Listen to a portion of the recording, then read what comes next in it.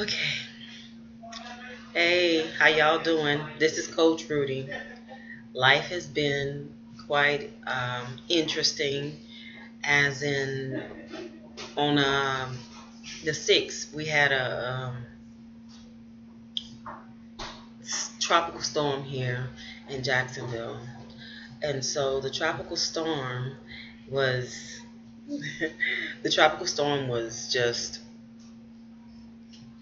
something that knocked some trees down. But then as I'm coming from my patient's place, I had a car accident.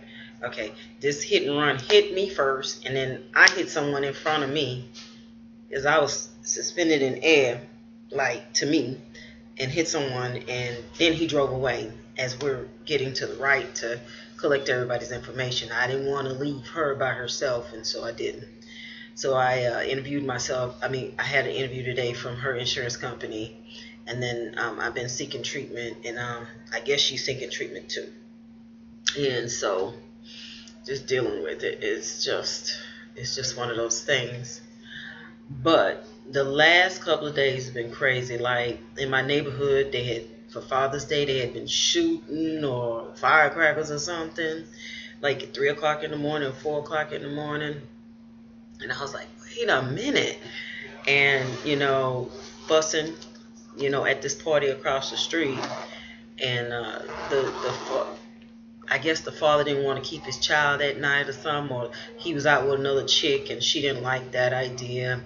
Whoever the baby mama was, and said drop the child off, and it was just a holy mess, and it was hard to sleep. And so Sunday, that's what Sunday came about. Today is like, I think today's Wednesday, but yeah, today's Wednesday, and so Monday night, everything was a little calm, sort of. But then as we branch on the Monday to go into Tuesday or whatever, it was a horrible night again in my household, where, uh, you know, people just didn't know how not to go to sleep. So I had to go and grab the child and get some sleep because they keep waking me up. All right, so I oversleep a little bit then. Well, last night, uh, right when my family member in the household, the child, the girl, right when I'm coming from getting injections. The story with that is I had the car accident, so what they had did was, because it affected my upper back right here, they had put in, I signed where I didn't want the injections at first. I didn't sign it first. And then he's like, well, you can elect to not do it or not. So I didn't know he was going to actually use a needle and inject. Because if I'd known he was going to just do that kind of thing, I would have got acupuncture, which I could have tolerated acupuncture more than I could have tolerated a needle piercing through my skin. So I didn't know what he was doing. I thought he was just putting a topical on, in which he did, and then he went and pierced through my skin. So what he was doing was probably betadine that area or whatever to clear it for injections. And I don't know if it's cortisone or some other release it, and for my muscles to release it. So he gave me several injections and told me, oh, you got to put some ice on it. It's like, whoa. Only reason why I was a little more relaxed with him was because I found he was Trinidadian. And I was like, cool, cool. So you from Arima or whatever? He was like, nah. He was from Port of Spain and all that. I'm like, all right. So my country boy decided he going to help me out. So I thought, well, I can trust him as a doctor. You know what I'm saying? Maybe it's all good. But really, he's just doing his job and trying to make his own money. And he's not mean, as in, I didn't want the injections as a nurse. I didn't want an injection. So it happened. Anyway, I get home and I call my daughter and tell her I'm going to come home and all that.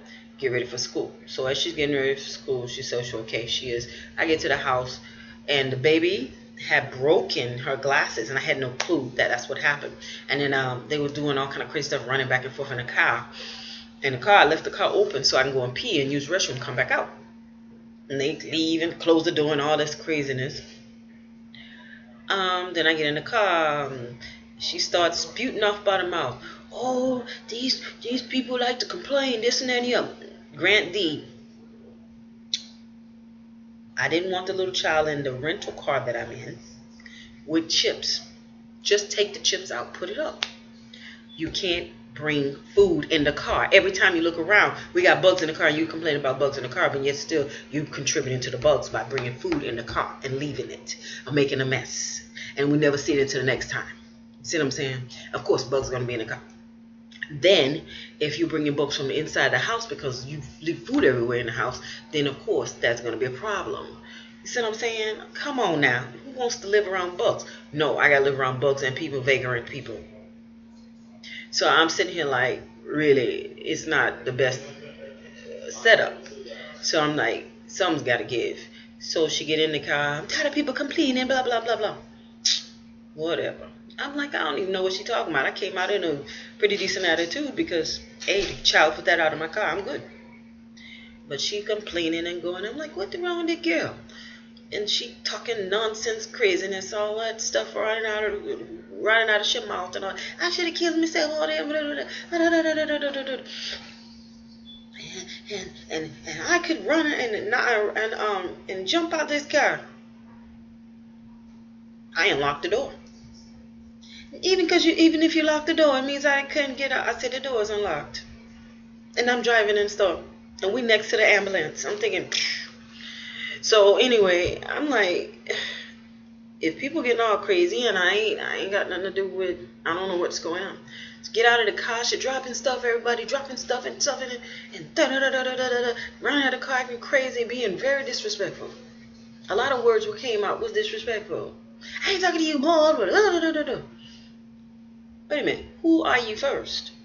Who car are you riding in first? Who house you living in first? Okay, until you have a stance, people shouldn't actually blah, blah, blah. If you don't like the way your situation is, remember what you did in the past to make your situation the way it is. If you cause yourself to have a felony and you're mad because other people can travel and do stuff, it's your fault. You can always fix your felony. Look it up and find out what to do. I just looked it up today and I said, whoa. Somebody can actually do something about their felony. You see what I mean?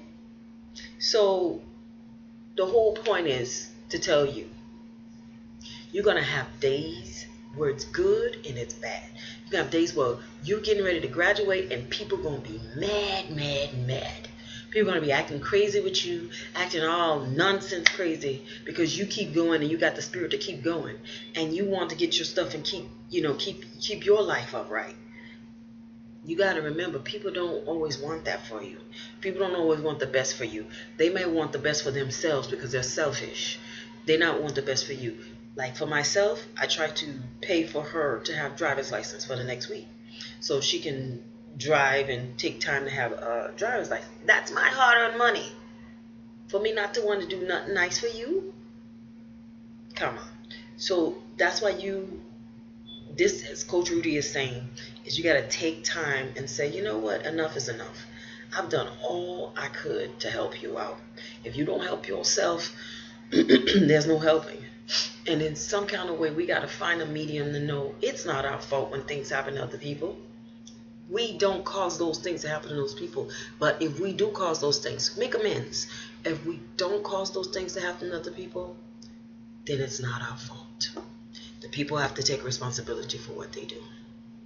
Now, the other day I had my hair up. It looked good. Now it's falling down and this and that. I'm at the state where I need to just finish some homework and I ain't even worried about it. I'm 1 week behind. But I'm going to try to catch up today. Like, within almost 2 hours. So, it's Coach Rudy. This is Coach Rudy, and try to have a good day no matter what. No matter how anybody else's day is going. Because that your day is dictated by you. It does not have to be dictated by someone else. If they made the mistakes in their life, they need to realize and fix what their mistakes is. But what she was saying was she was angry with people and how people are doing their lives and she doesn't want to live and all that. That's her life. Whatever's whatever. I can't hold a grudge or anything. Then when you want people to help you during that situation, they all scarce. You can't find them for nothing. Nobody's in place, but then they want to wait till after the fact you dealt with it. Then they want to come back and say, oh, what happened? Let's talk about it. No, it's too late, baby. It's done. Have a great day. This is Coach Rudy.